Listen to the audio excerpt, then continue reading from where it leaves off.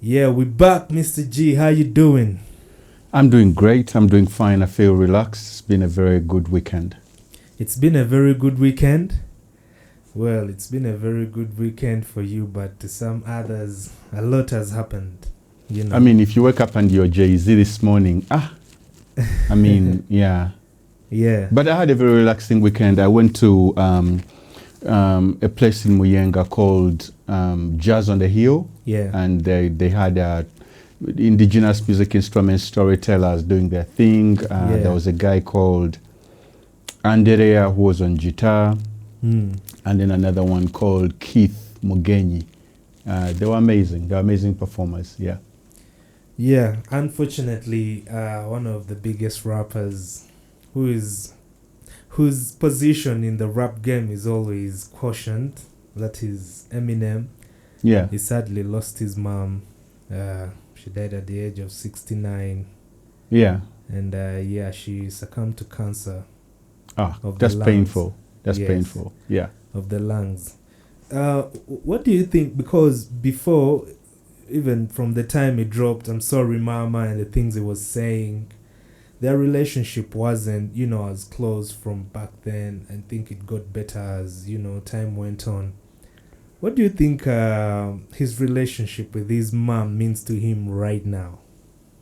I don't know. I can't put myself in his shoes, Yeah. But I think people should be very careful in trying to conflate what happens, what people say in their records and what's really happening. Eminem could have had a very good relationship with his mom and this could have been all Slim Shady. There's a difference between Marshall Mathers, Slim Shady and Eminem. People don't know that. Yeah. Like when Eminem is Slim Shady, he hates his mom, hates his wife and all these other things. Yeah. But when he's Marshall Mathers, he's the son, And I don't like to confuse the two because I can also play GNL and I can also be Nsimbi. You get me? Like I know how to get in and out of that world. One is a character and the other is who you are. You get me? Yeah. So he could have had a wholesome relationship with his mom. It could have been just inspiration where he created a character that hates his mom. But I feel sorry for him. I think it's a very painful thing when people lose their parents. Yeah. Some people never recover. Like Kanye has never been the same since he lost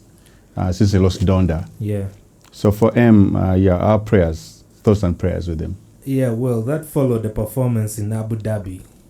Whose performance? Eminem performed in Abu Dhabi. Yes. Right after, the mom. I think the show was already scheduled. You can't foresee what's going to happen. Yeah. So it still had to go for the show. And it showed up in what looked like a casket. And it got people thinking like, it could be a coincidence, but like you're saying, I actually wanted to ask you, like, what is more influential? Because the music, people follow the music more than the artist's personal life. So they get taken up with... Are you sure people follow the music more than an artist's personal life? Yeah, because... Nowadays it looks like the inverse.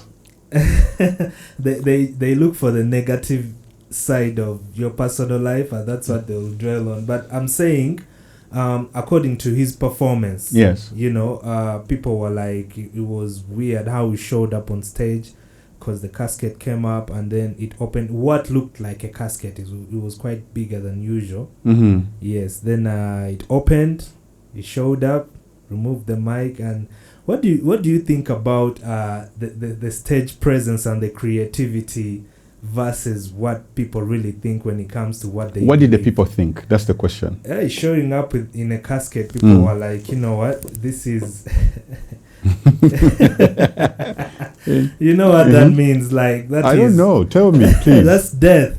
That's death. Like it's like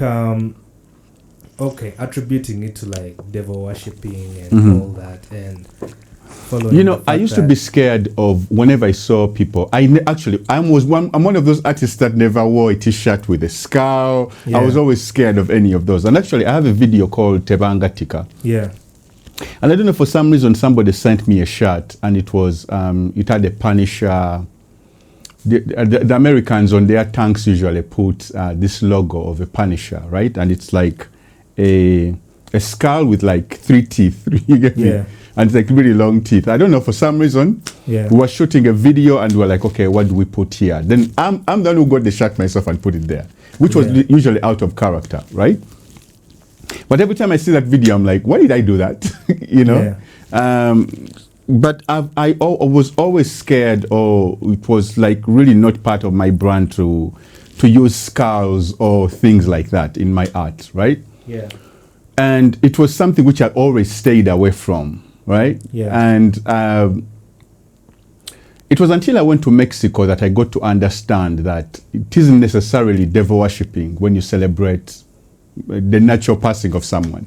Yeah. For example, in Mexico, whether you're Christian, Catholic, or whatever, they all paint their faces to celebrate the dead. Actually, they have a day called the Day of the Dead in their culture. They paint themselves, they paint all these skulls. Basically, skulls are a part of it's like you can't avoid that this shell that we have is just the physical representation of who we are spiritually, right? Yeah. So this is nothing. The skull means nothing. You know, yeah. You coming out of a casket could just mean that, you know, it's part of someone's art. Yeah. Like you can't separate. We are so scared of death that even just a mere thought of it or a portrayal of it, like, sends us running. You get me? To whether it's, but even death is a part of Christianity too. Like Jesus coming out of a tomb is part of Christianity. Was Jesus worshiping the devil when he came out of his tomb? I don't know. It could be just part of artistic expression. But that said, also we know that on the other side of the coin, people do all sorts of rituals to, you know, whatever. Yeah. That being said, would you have a problem? Let's say if you went to a hospital and you're in the elevator, and these guys, you know, bring a casket and you know they're going with the elevator, and then they're like, "Let's come back." I don't know how I would react. I've watched so many videos of people getting pranked. People are crawling, trying to touch, you know, like trying to escape. But it's just a dead body, man. So you wouldn't be scared. Tuzifunya. I don't know how I would react. Like, put me in such a situation, then I'll tell you. I'd be like if I told you I knew I would react a certain way. Yeah. So, of course, Diddy's lawsuits are going crazy. Another $10 million, dollar lawsuit was filed. Sexual battery. A lady called Brianna. I don't care what her name is. At this point, like, what's the point? What's the point at this point? She said Diddy dangled her off a 7th floor balcony outside Cassie's apartment. What? So, that is, apart from the lawsuit being a lawsuit, that highlighted all these accusations, that lawsuit. All these accusations are like really, really crazy. And she said she was there with Cassie's friend, and so Diddy came through and tried to grope her, and you know how that goes, and she was like, then that's what he did. That's what she claimed. What's the point? At this point, I feel like there are 1,000 law cases, lawsuits. Get to the point. So the dangling her at the balcony, of course. That's Suge Knight move. That's what Suge Knight did too. Many people don't know this, but Ice Baby, the guy, Vanilla Ice, right? He was dangled from a balcony, apparently. I think this was his story. He was dangled on a balcony, forced to sign a $1 million check to Suge Knight, and that's the money that started Death Row Records. Many people don't know that fact, but dangling people on balconies has been a thing. And this is the 17th floor. In the music industry, it has been a thing. Apparently, I hear Tupac, when he wanted to leave Death Row, it happened to him, and now Vanilla Ice, and now we're seeing Diddy dangling Cassie's friend. Damn, that's a scary thought. Well, another lady following another lawsuit amended her lawsuit. I don't care, Manang. At the same time, just give it time. Like, this now includes Jay-Z.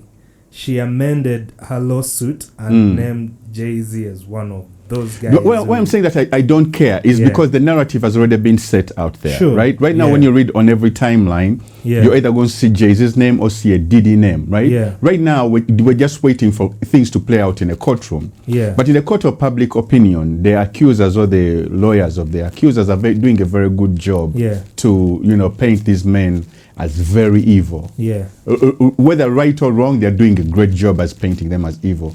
Yeah. But why I'm saying that I don't care, that's what the public is meant to believe, right?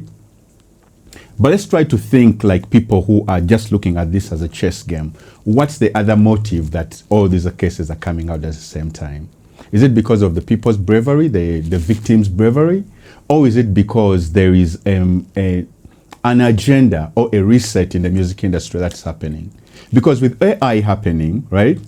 AI, you being able to create or recreate songs using AI, right? That means you need the raw material, which are rappers, you know, masters, you need Al Green's music, you need, you know, like you need a massive wealth of people's catalogs. Yeah. Now, if the only people standing in your way would be a Jay-Z and a P. Diddy and a Bill Cosby or a Prince or a Michael Jackson or a Anna R. Kelly, you know, like you need. There's a reset that has been happening, I think, with the music industry. People have been fired, but most of the black executives have gone down because of sexual assault. Yeah. The reason why I think there is I hate to get into the conspiracy theory bag, but there's an agenda going on. Whether you like to accept it or not, there's an agenda going on. There's a reason why all of these things are coming to light now. And my question is, are these the only people that are guilty? Why is it that it's only people of a certain shade that are being taken down at this point? And America has this thing where they hypersexualize black men. It's easy to turn a black man into a monster because even their own people will easily try to bring them down. Yeah. So if you look, for example, if you look online right now, there are people who are happy that these powerful men are fallen. And nothing pleases, to quote Dave Chappelle, nothing pleases a coward than to see a brave man fall. Yeah. Or even if it's true or it's not true, whether you defend yourself or not, like I'm saying, we're going to see how this is going to play out in the courtrooms. But I don't see everything just at face value. I believe this thing has layers, and there are very many, there are people playing this game way smarter or harder than, and way deeper than we think it is. Yeah. Well, it isn't just sexual assault is just a layer. Yeah. Yeah. Yeah. Well, Jay-Z denied, you know. Of course, naturally. Do you know what's funny and which is not funny at all? Yeah. Is that both Jay-Z and R. Kelly, who actually fell out after these songs came out, both have a song called Not Guilty. Yeah. You know that song? Yeah, I know. Jigga, Kelly, Not Guilty. And they're playing being part of the courtroom. That's why I keep telling you artists, the thing you say in songs can manifest. These songs are creators. Yeah. You get me? Yeah. So both. And R. Kelly, by the way, is almost getting bail. Or he got bail. I saw something like that somewhere. But Jay-Z and Diddy are now in hot water. But let me run down the list for you. The founder of Def Jam, who is Russell Simmons, right now does not live in America. Reason? He was being accused by some girl who was doing yoga of sexual assault. He had to flee to Bali. The man lives in Bali. Bali, basically. Yeah. It can't be peaceful when you can't see your parents, or you can't like live, you know, the way that you used to live. You get, this is the founder of, basically, besides Michael Jackson and Quincy Jones, the next person in line would be Russell Simmons. Yeah. For what he has done for the black, for not just for black, but for like music in general, urban music in general. Yeah. But my question is, where are all these white executives? Because they're also complacent in all these things. Yeah. Leave alone this being just a personal thing. By the time these people sign these contracts, the music industry is not just run by one person. One person could be the head, but it's like a mountain of people that are complacent in this. So bring a RICO case. Let it be a RICO case for everybody involved. Yeah. You get me? Let it be a RICO case for everybody involved. Yeah. To me, that would be more interesting than Diddy this, Diddy that. Diddy did not attend these parties alone. Yeah. All these parties have all these Hollywood actors, Hollywood executives, you know. Yeah. Maybe only Weinstein has gone down in this, but I assure you that list is very long. Yeah. Yeah. Yeah. Well, Jay-Z stands to be the only rapper named in the case. Which guys? That very lawsuit, that amongst the lawsuits that were filed against Diddy. Because Jay-Z has money. Yeah. Money makes you a target. Money makes you a target. Trust me. Yeah. Trust me. I've felt that too.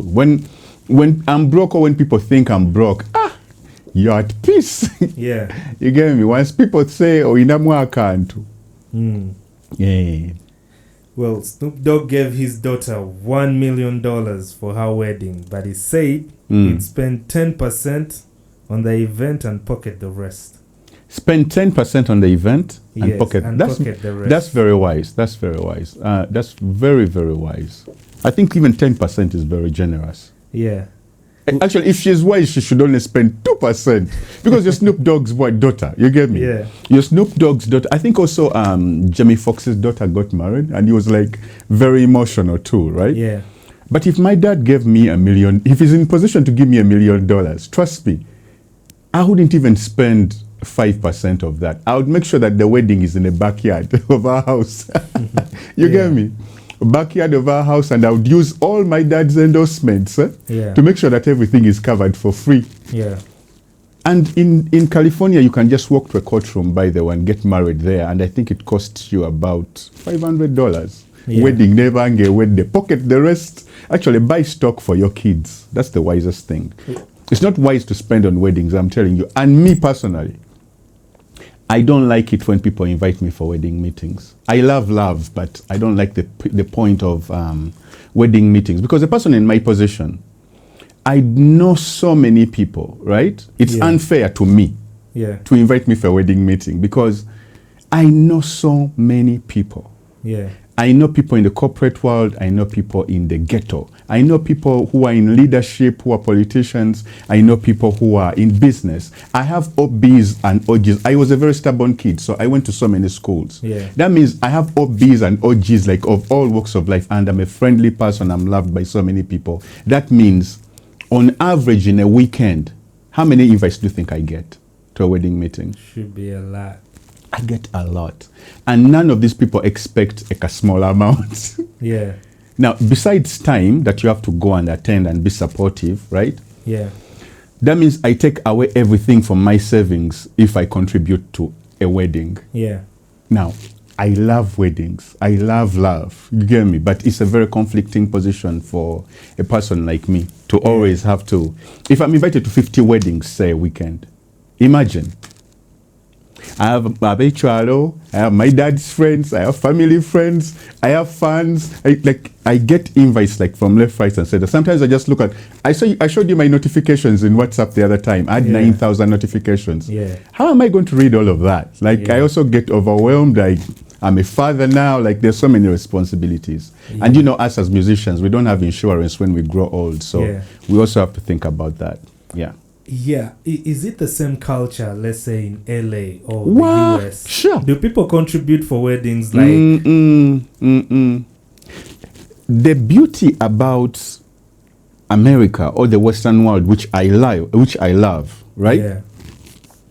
Is that baganda oba mikwano gye tobakubagazibu go. Yeah. That actually that's wrong. It sounds wrong even now that I've said it that way. Yeah. But it's the fact. It's the fact. That way, a friendship is really based on you enjoying another person's company. Yeah. The best thing you can do for your friend is to be in a position where you have done so much self-improvement on yourself, so that when you come into this relationship, you're actually making them better. Yeah. You get what I'm saying? It's not just about let me become his friend because he's going to give me his car, lend me his car. Everybody has a car. Yeah. But one day he might make a phone call for me when I need him. Just a phone call to maybe make an introduction for me to so and so. Those are the kinds of relationships these people have. Yeah. It isn't, oh, I'm sick, so and so give me money. People have healthy. Everybody makes sure that let me work my ass off, pay my own health insurance. Yeah. So when it comes to relationships, I found that in California, I've had way deeper relationships that are based on there's nothing I'm going to get from you, there's nothing you're going to get from me, apart from we are having this very good time enjoying each other's company. Yeah. And I think you discuss things that are way deeper and you get to know people way better than I'm your friend because I expect you to do A, B, C, D. And for me, especially most times, it's not like a symbiotic relationship. Yeah. Yeah.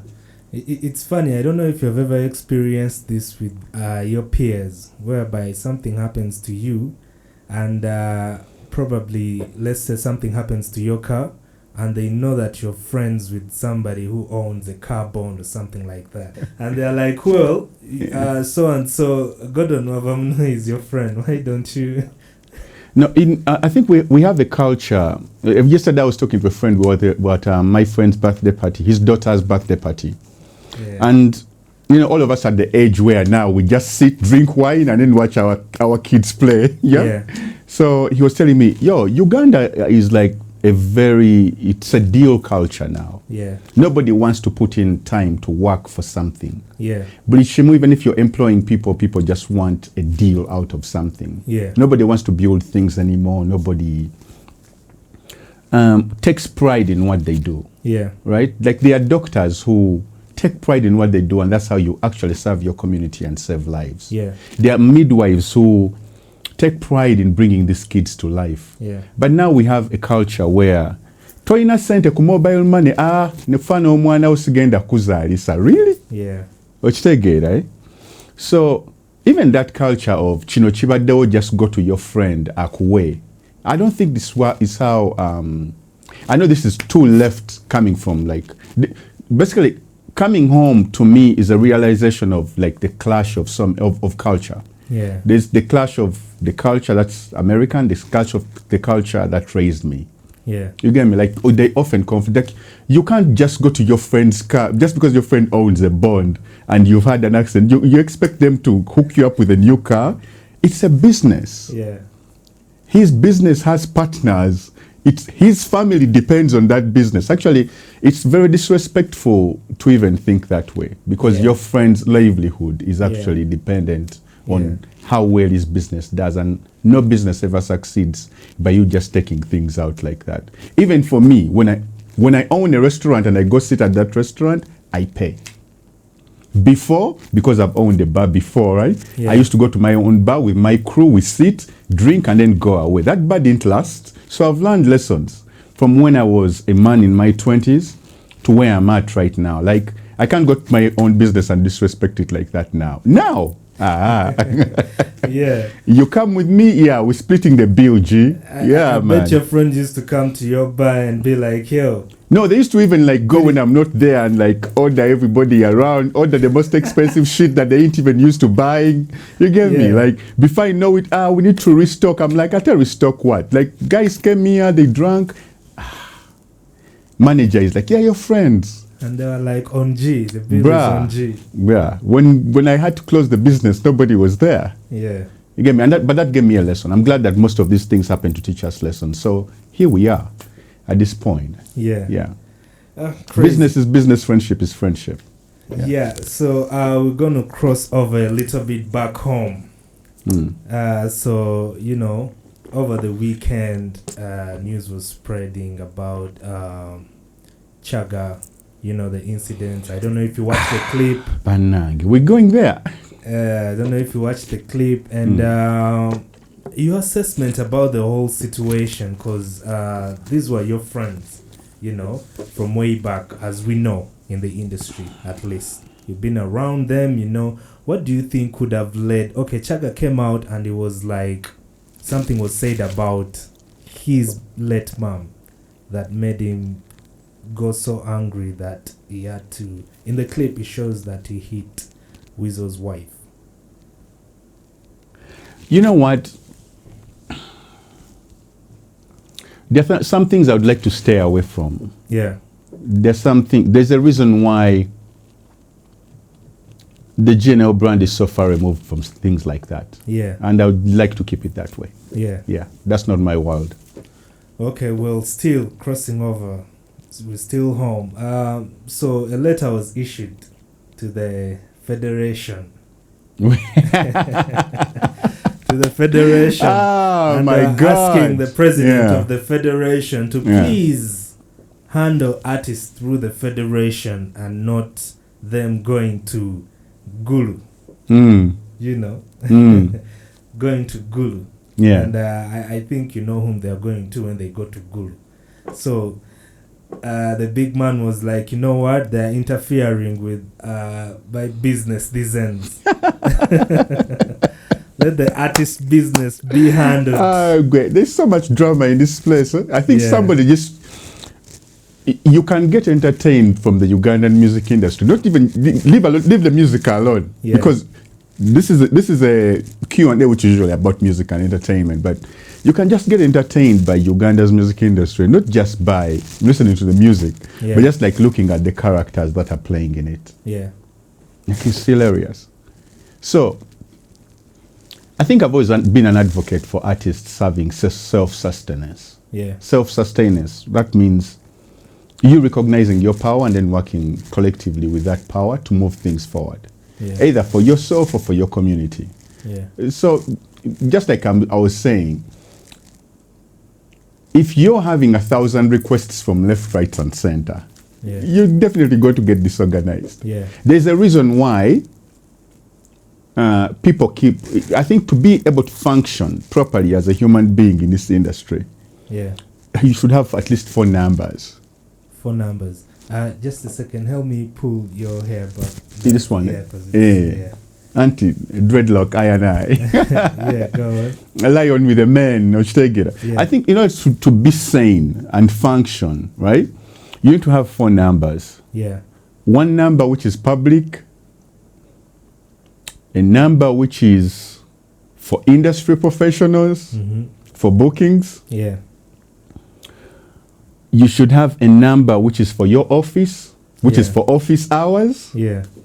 And you should have a number which is that's private for your family, where even just your wife and you and your dad and your mom. Yeah. Because it gets crazy when you're in a position where people think you can change people's lives. So I sympathize with that gentleman. I'm in a position where everybody needs his help.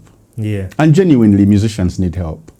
But most musicians don't know how to go, or the proper channels, or the protocol of having that wealth come through. You get me? Or that help come through. But all this is just a sign that there are no structures that have been set up in the last 60-something years, for musicians or for art or creatives to be able to be self-sustaining. Yeah. So in a place like the US, besides having ASCAP and all this BMI that collect people's royalties, right? Yeah. You actually have you have institutions that are there for the welfare of the artists. Like Grammys the Grammys have something called Music Cares. Yeah. Right? And Music Cares is a place where you can go to for help as an artist. If you're an addict, they take care of your bill to go to a rehab. Yeah. If you need money to invest, nabo bayinawo account wakalala again for that. If you need in-ear monitors, they also have that. If it's about mentorship, they also have that. So most of these institutions are built structures like that. But the Grammys is not owned by the American government. The Grammys is actually musicians that formed this collective where they vote on each other's excellence in the art. And then they realize, okay, voting on the excellence in the art is not enough. We need to do extra. Because a musician's life it's a holistic thing. So your health, your mental health, your art and protecting it, all these other things have to work in tandem for it to function properly. For that is supposed to happen, because in a place where people are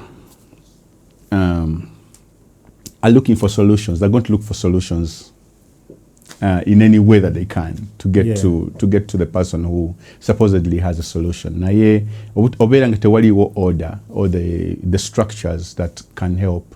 I think that what causes that.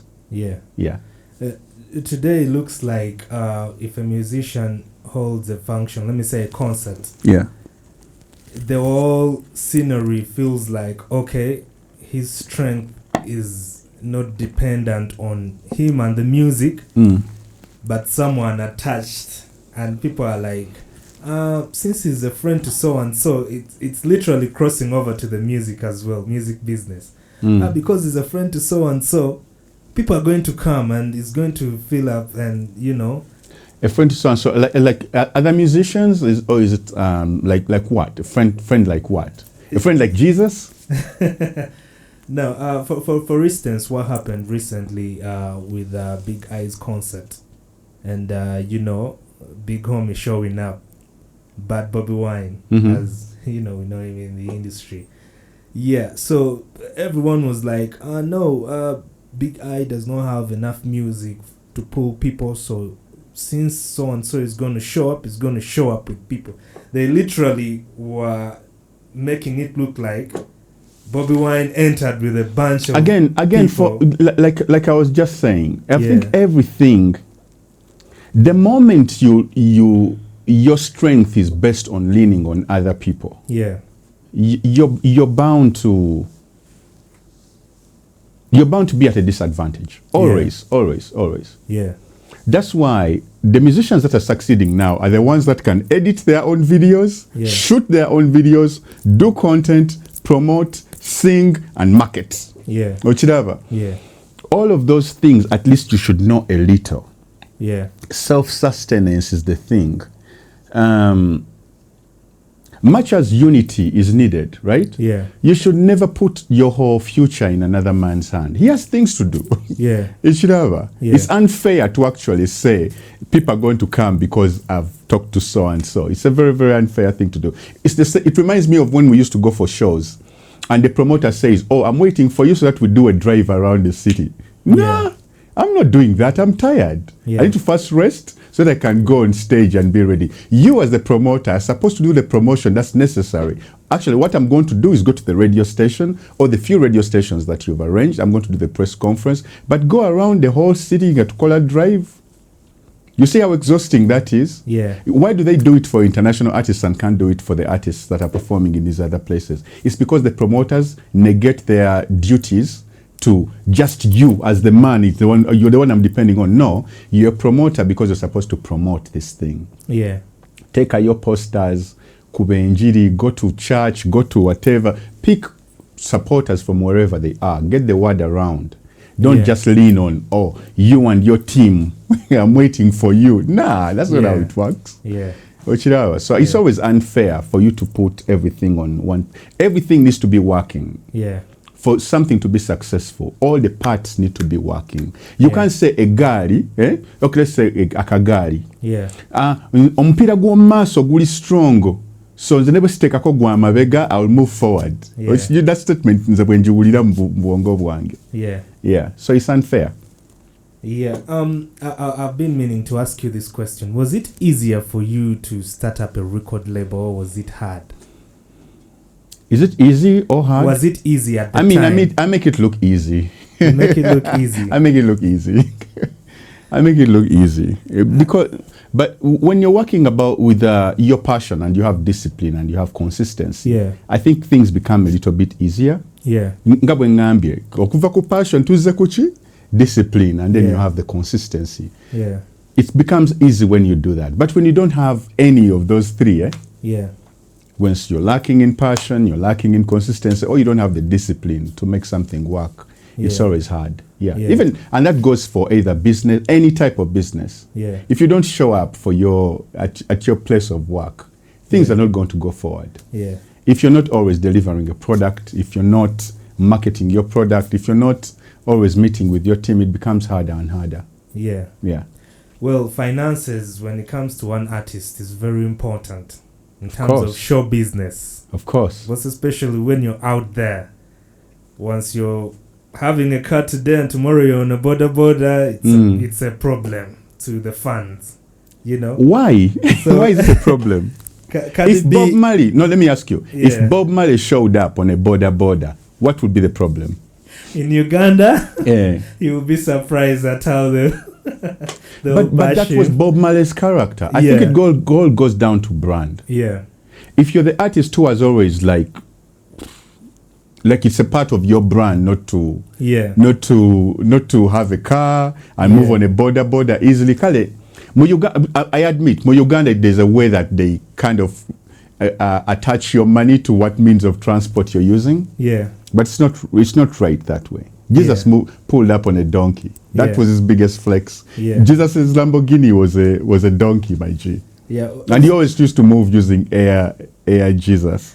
what would you advise the artists to get frustrated over this? I remember one time, the fans bashing you for being on the border. You're an artist, you just had a concert. Come on, we gave you money. At least, you should be this and that. It's really hard. Yeah. It's really hard. And there's a lot of pressure. The worst thing is being popular when you're broke. Famous and broke. Famous and broke. Oh, that combination is really hard. Whoa, wait. That combination is. But again, it's all about how you receive and what story are you trying to tell here? Yeah. You get me? I think the problem is when it's a lie that you're putting forward. Yeah. But if your story is, I'm struggling the same way you are. Yeah. I'm on a border, so are you. Yeah. I'm still trying to buy land, a piece of land somewhere. Yeah. So what's the problem with that? Yeah. Remember kuboda ngana wali kuboda. It reminds me of the other story je nabagamba before. There was a time I just bought my first car. It was a Nissan Cube. And then comes this guy who was yalinga mkwano gwaffe, but he was a writer, right? Yeah. So he comes up to me, he's like, kana kama tukakulabisa. But it was my kaka and I was proud. Yeah. I was on my soda gingerle, it had hit, people listening to it. I'm like on cloud 9. Before I used to move on Futsubishi. Yeah. Now I have a Nissan Cube. So before I know it, began raining and this guy now is squeezing in my kaka. I'm like, don't squeeze my passengers. I bounced him. You had to learn from why bring that negativity? Why bring that energy? Yeah. Good now, Tolina motoka. Ato vuma kamotoka kange. Yeah. Ochiraba. So I think it's about, in Uganda, things are hard. Let's all admit that things are hard in Uganda. Yeah. Right? So it's a very, very unfair expectation to put on other. And I see people of other professions pointing fingers at musicians. Yeah. And I don't know why it's like that, but the same things that people are going through all over the country are the same things artists go through. Yeah. There are people who have been doing businesses for 10 years. And I know what they're saving. At least asomesavana, sasuleza rent and whatever. They're existing in the industry because that's the hand they have been dealt. Yeah. Yeah. So few musicians actually buy a car, buy a house, and succeed and establish other businesses. There are very few. The success rate, they say most businesses fail in their first year. Yeah. The upcoming business people that have failed over and over again. I laugh because I've also ever been a part of you. I've also started businesses that have failed. But I've learned the difference is that we have learned lessons that have made us better at every stage. I think that the thing is to always give yourself a chance to learn with every failure. Fail forward. Yeah. Fail forward. They used to laugh at us on our borders. We used to be the same people. But for me, I was lucky. But when Soda Gingerle hit, I bought my first ride. Yeah, but that being said, sometimes the negativity comes from fellow artists. And they join the wagon of, if you're an artist and you ain't got this, come on, man. Yeah. You're not one of us and, things like that. So do you think we'd have at the end of the day, again, like I told you, artists should learn to always be independent, even in thought. Yeah. Even in your mode of operation, learn to be independent. Yeah. What you're telling me is it's the hyenas laughing at a lion when it's in a shed trying to hunt. Yeah. You get me? That's the hyena mentality, right? Yeah.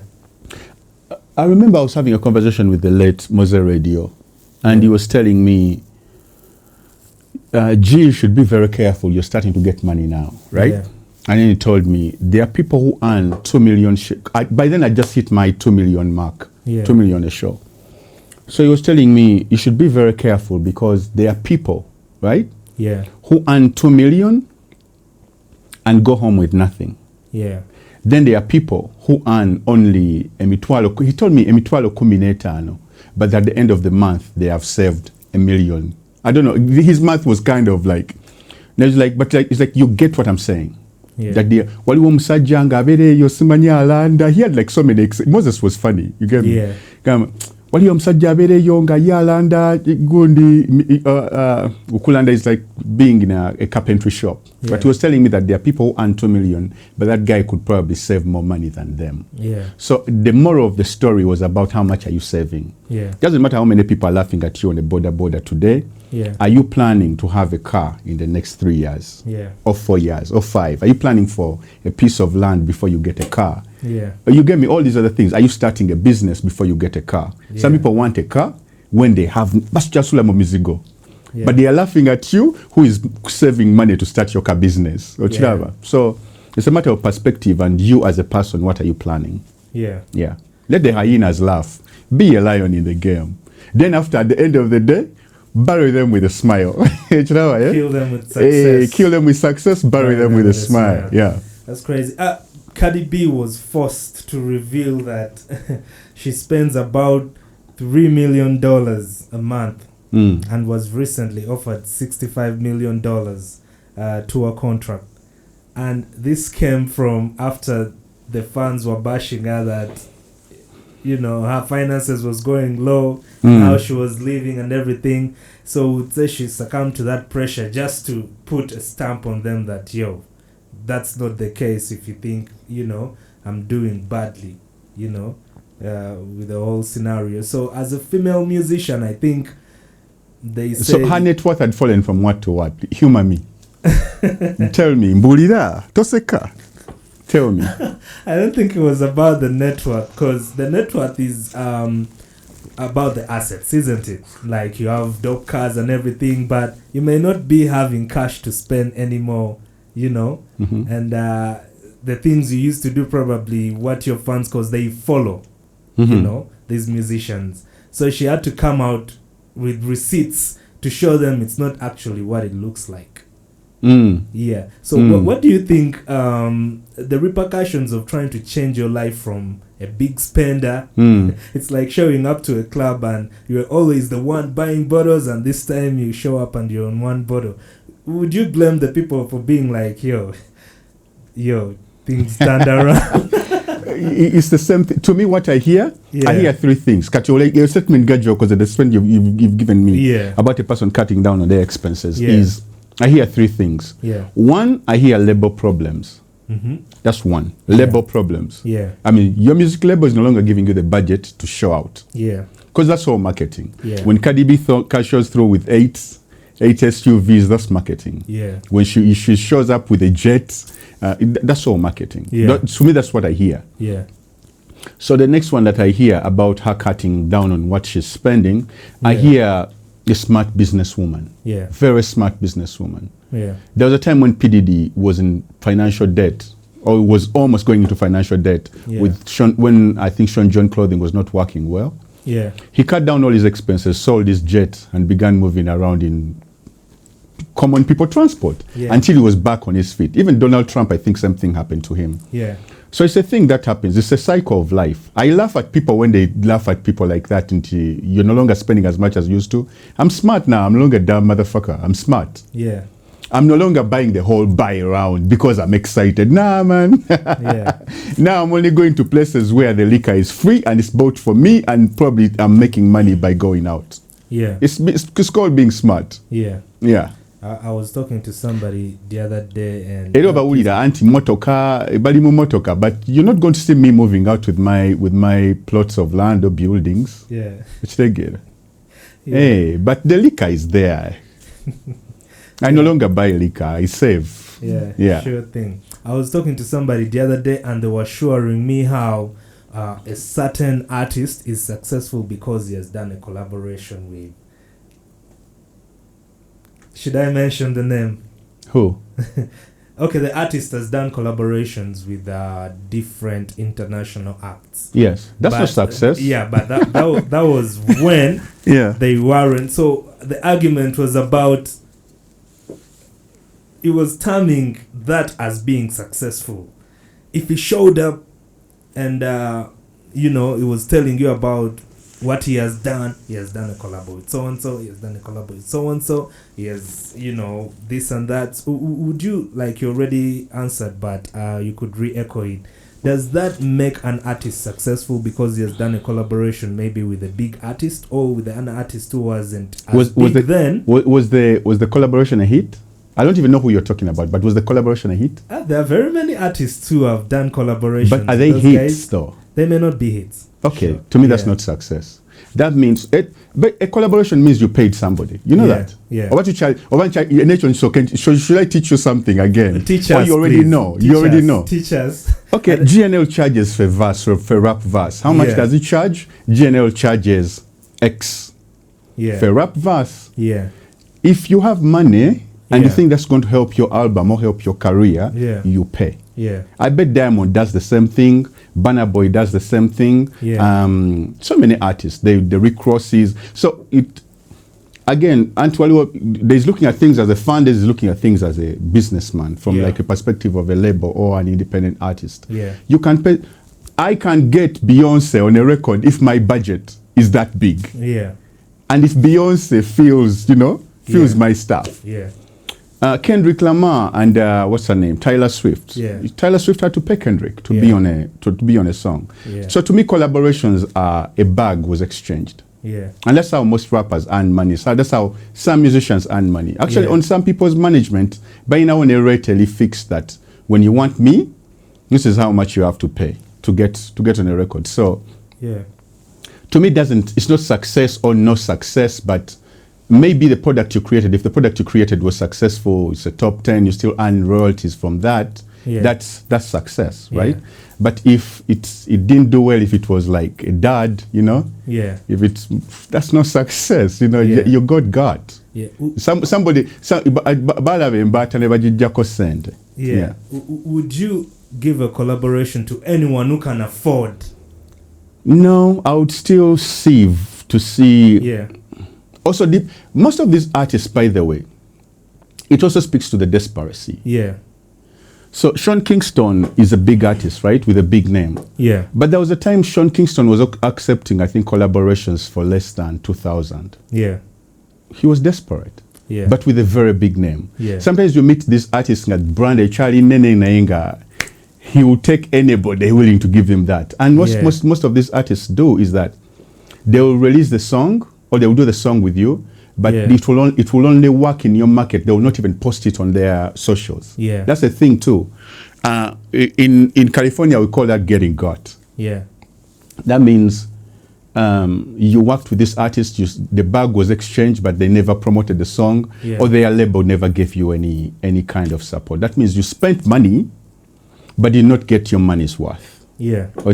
Yeah. So, but an artist with integrity, so I use the example of Beyonce, which was like, okay, Beyonce as being a mark of excellence. Yeah. She's going to sieve through all that. Yeah. And be like, okay, is this worth putting my name on that? Is it worth putting my name on that? Yeah. Oh, it's crazy. At the end of the day, success is how you define it in your personal terms. Yeah. You get me? Yeah. Success could be you finding time for your children. Yeah. Success could be you having enough time to decide what your schedule is. Yeah. Success could be every time you touch your pockets or in your account or in your savings, you have enough for your needs. Yeah. Right? Yeah. Success isn't just money. Success is so many things. So I don't know. It's always a subjective thing defining what success is. Yeah, well, it's been awesome, but before we come to the conclusion of this interview, the game, someone put pieces of clips of where the game was using the same freestyle back and forth. Each time it was asked to freestyle. It's like Red Rose's white ceilings. Red Rose's white ceilings. Does it... The credibility of a rapper when it comes to how creative you can be on different sessions and sets. Yes. What's the magnitude of, like, how far can you go to use the same freestyle? And I think people did not realize because they thought highly of him as a rapper. Yeah. But now they got to find out, it feels like, the game was playing us. Yeah, and so many artists keep on playing people. There is a subject. There's a Nas beat. Yeah. Where Nas talks about hip hop being dead, right? Yeah. Nas reused the same beat on 2 different albums. Yeah. But he did that to show people, if you didn't even catch that, yeah, hip hop is really dead. Yeah. You get me? Yeah. There are artists also who are lazy. Yeah. It isn't that the game doesn't have other freestyles to give you. Yeah. But he has difficulty remembering all of that or trying to, you know, come up with something new and work on his craft. Yeah. So in his mind, that's the one he always goes to because he knows it always kills. Yeah. And I haven't only seen the game, but I've also listened because I'm an ardent hip-hop listener. It's not only the game. Yeah. I think there was a time Leo Flip, my mind got fucked up the first time I had Leo Flip say he was on radio and then somebody caught beef because he did the same freestyle. I was like, how can you do the same freestyle? You get me? But I got educated into what a freestyle is and what off the top is. Freestyle means you wrote something or whatever that is free of style. Yeah. You get me? That can talk about a woman, can talk about car, your emotions, can talk about your future, can talk about your past, like it's free of form. You get me? Yeah. That can be written. Yeah. But off the top means right there in that moment is as you come, what you're seeing is what you're saying or you're creating. I have a good friend who does this. Like he's one of the best people in the world. I think he's the only rapper to ever beat Eminem in a freestyle. Yeah. His name is MC Juice. Yeah. MC Juice doesn't only rhyme words but also the schemes. You get me? Like he has layers of this. So a person like Juice comes up with things, whether you're eating food, whether you're freestyling in a car, whether you're, whenever he's on a microphone, he comes up with something new. Yeah. That said, whether it's the MC being lazy or people not understanding what a freestyle is, there's also a third explanation with that. That in the art of MCing, and I'm so sure you'll see this with many freestyle artists. Yeah. Their lines, there's a trick to freestyling. Yeah. Many people don't know this. But the trick to freestyling is there are always things, you see this with Harry Mack or Supernatural or any of these other guys of freestyle. There are things they always say that they always go back to. Yeah. You get me? They set a foundation. They set they always bring that line back. Yeah. Fefe Busi will be like Nebuoli Nkuwera as he resets his mind. Yeah. Probably the games, Harry Mack will be like, and I'll be Harry Mack spitting, yo. And before you know it, when he spits that, his mind has reorganized something to move on to. Or that's the way that they transition between things. So there's a trick to freestyling, or there's an art to freestyling. Yeah. So, and when I used to freestyle a lot, I used to use GNL, Double XL. Yeah. All you other something breathe in and exhale. You get me? Yeah. Oba eno freestyle or setagisa bairo akazanyonka tambuzanga Eminem 8 Mile. But that in my mind that bar was just for me to reset and give you the next. So even maybe for the game, maybe that's his reset bar. Yeah. So I don't know. Yeah. I'm just speaking as an MC. Yeah, man. That was the dope freestyle you just gave, just in a snippet. But I was telling you that that's my reset bar. That's you get me? Yeah. Yeah, I would like to conclude this, but there is just one thing. We talked about money as how artists... Money, like my last name. Yeah. You know my last name is Nsimbi. Yeah. So you're talking about me? You're talking about me? That's for sure. So yeah, you say, people presenting themselves in a money-like way, like when it comes to an artist. But this time we're going to talk about body. Have you ever been body shamed? Me? No, I have a good body. I've never been body shamed. Even when I have a dad bod, I call it a father figure. It's the time you said Operation Kende Zetama. Operation Kende Zetama. Yeah, I always bring back Operation Kende Zetama in my life. Yeah, so Ice Spice was bashed because she shared, clips and pics of her toned body. And then she's on Ozempic, eh? Yeah, and then a fan was like, I liked you when you were bigger. So it is actually, I laugh, but body shaming is something really serious. Yeah. Because I've seen women with self esteem issues because they were body shamed. Yeah. It rarely happens with many men, right? Yeah. But it's body shaming is actually, it's real. Yeah.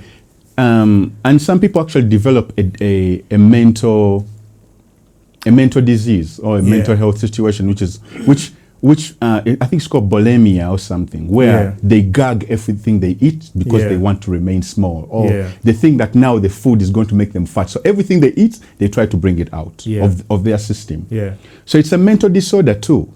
Anorexia is a mental disorder, bulimia and all these other things that come out of body shaming. Yeah.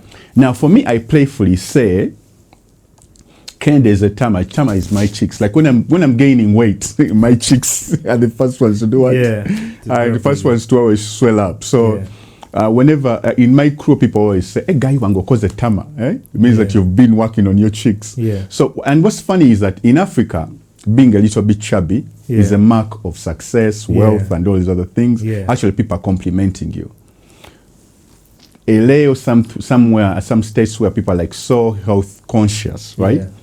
It's actually a very, very big insult to tell someone they have gained weight or that they are fat. Yeah. It's like you're trying to ruin somebody's day by doing that. Yeah. You get me? But if Spice has shaped up, you know, good for her. But if she's doing it for the fans and somebody was telling her that you're fat, you need to shape up in order to be more successful, that's really bad. Yeah. She's really a young child, actually, to think about it. Yeah. Isn't Spice like in her early 19, 20? She shouldn't have like body image issues at that age. She's really young. She's really young. Yeah. I think people should be accepted for who they truly are. We as human beings, as this beautiful tribe of humanity, we come in all sizes, shapes, and colors. Whether someone looks like a big Buddha, that's who they are. You get me? Yeah. Unless it gets into the bag where it's like detrimental to their health. Now you're getting into like real obesity where they can't move or whatever. I think the best thing is to encourage each other to exercise, but you shouldn't like body shame. There's a better way of doing it. Yeah. I do Operation Ken as a timer. For me, every time I realize I'm stacking up, you get me? Yeah. I do Operation Ken as a timer, which just basically means an operation to reduce the size of my cheeks. Yeah. But I know that when I work out consistently and reduce the size of my cheeks, the rest of my body is also, and I'm talking about these cheeks up here. Yeah. Up here, ladies and gentlemen. Yes. Yeah. The rest of my body benefits. So for me, it's a playful way of getting myself back in shape. And I think I was blessed with a good body that sometimes it only takes me a month to get there. Yeah. A month of like consistently playing basketball, taking a walk, 50 push-ups a day, something like that. Yeah. Well, thank you. It's been a tremendous interview. Yeah, man. Yeah. We've thank you. To the end thank of you. It. That's what's up. Yeah. Stay positive, stay improving, stay curious. We love you. Peace and love. It's your boy GNL Zamba, Mr. Content Chapa Kubuli Continent, or Baboon Forest Entertainment. Bompayo just one moment. Nkulaga City just great, but that you and I can be magnificent. Peace.